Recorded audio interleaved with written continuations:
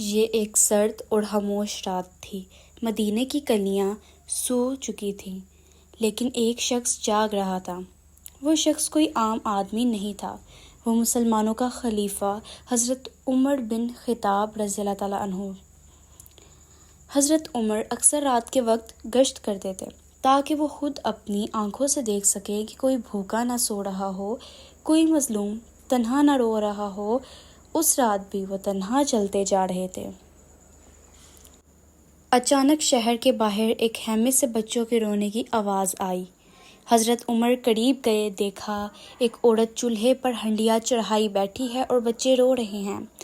آپ رضی اللہ تعالیٰ عنہ نے نرمی سے پوچھا، اے بہن، بچے کیوں رو رہے ہیں؟ عورت نے جواب دیا، بھوکے رہے ہیں، میں پانی میں پتھر ڈال کر ابال رہی ہوں تاکہ وہ سمجھے کہ کھانا بن رہا ہے اور سوتے سوتے چپ ہو جائیں۔ حضرت عمر کا دل کانپ اٹھا۔ آپ نے پوچھا، تم نے خلیفہ کو شکایت کیوں نہ کی؟ عورت نے افسردگی سے کہا، خلیفہ عمر کو کیا خبر کہ اس کی رعایا بھوکی ہے۔ حضرت عمر خاموشی سے پلٹے، بیت المال گئے، آٹا، گھی، کھجوریں جمع کی، تھیلا میں ڈالیں اور اپنے غلام سے کہا، اگر میں کندھوں پر رکھنا ہے تو ٹھیک، ورنہ قیامت کے دن میرا بوجھ تم نہ اٹھا سکو گے۔ پھر حضرت عمر خود وہ بوجھ اٹھا کر اس خیمے میں لائے، کھانا پکایا، بچوں کو کھلایا۔ عورت کو تب تک معلوم نہ تھا کہ یہ شخص خود خلیفہ عمر ہے۔ اس کے اختتام پر جب غلام نے پوچھا، امیر المومنین، آپ نے خود کھانا پکایا؟ حضرت عمر نے فرمایا، جب تک کہ بچے ہنستے نہ دیکھ لیتا، عمر کا دل مطمئن نہ ہوتا۔ آخری پیغام۔ حضرت عمر کا یہ عمل ہمیں سکھاتا ہے کہ حقیقی قیادت وہی ہے جو راتوں کو جاگ کر عوام کے درد کو سمجھے، جو اپنے عہدے کو عیش کے لیے نہیں بلکہ خدمت کے لیے استعمال کرے۔ ہمارے بہت سے خلیفہ آئے، اللہ تعالیٰ کے حکم کی پیروی کی اور تمام یتیموں مسکینوں کی مدد کی۔ آپ صلی اللہ علیہ وآلہ وسلم ہمیشہ اپنے گھر سے کسی بھی غریب کو خالی ہاتھ نہ جانے دیتے۔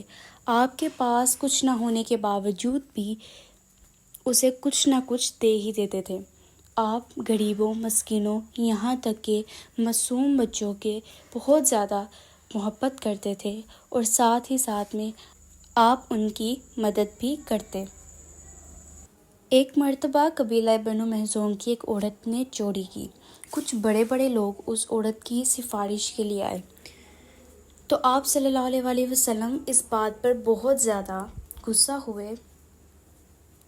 آپ نے کہا کہ اگر یہاں پر میری بیٹی حضرت فاطمہ بھی ہوتی تو میں ان کا بھی ہاتھ کاٹ دیتا۔ آپ نہایت دیانتدار اور امانت دار تھے۔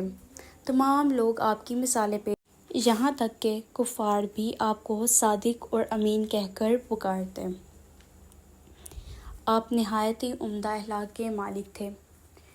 آپ نے تمام لوگوں کو دین اسلام کی دعوت دی اور متحد رہنے کا حکم دیا۔ آپ نے حج کے آخری موقع پر بیان فرمایا کہ آج میں نے تمہارے لیے تمہارا دین مکمل کر دیا اور تم پر اپنی نعمتیں پوری کر دیں۔ ارشاد باری تعالیٰ ہے، آج میں نے تمہارے لیے تمہارا دین مکمل کر دیا اور تم پر اپنی نعمتیں پوری کر دیں اور تمہارے لیے بطور دین اسلام کو پسند کیا۔ آپ نے اپنے آخری حج میں تمام لوگوں سے فرمایا کہ عورتوں کے ساتھ بے رحمی مت کرو، ان کے ساتھ رحم کرو، ان کے ساتھ اچھا سلوک کرو، برائیوں سے بچو۔ آپ نے تمام لوگوں کے سامنے عورتوں کے حقوق کے بارے میں بیان کیا۔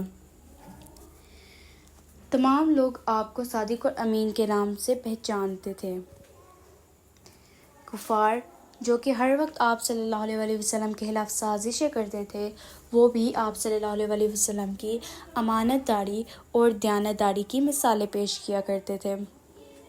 اللہ تعالیٰ نے آپ صلی اللہ علیہ وآلہ وسلم پر قرآن مجید کو نازل فرمایا اور ساتھ ہی ساتھ میں یہ بھی بتا دیا کہ اس کے بعد کوئی کتاب نہیں آئے گی، یہاں تک کہ آپ صلی اللہ علیہ وسلم نے فرما دیا کہ میرے بعد کوئی نبی یا رسول نہیں آئے گا۔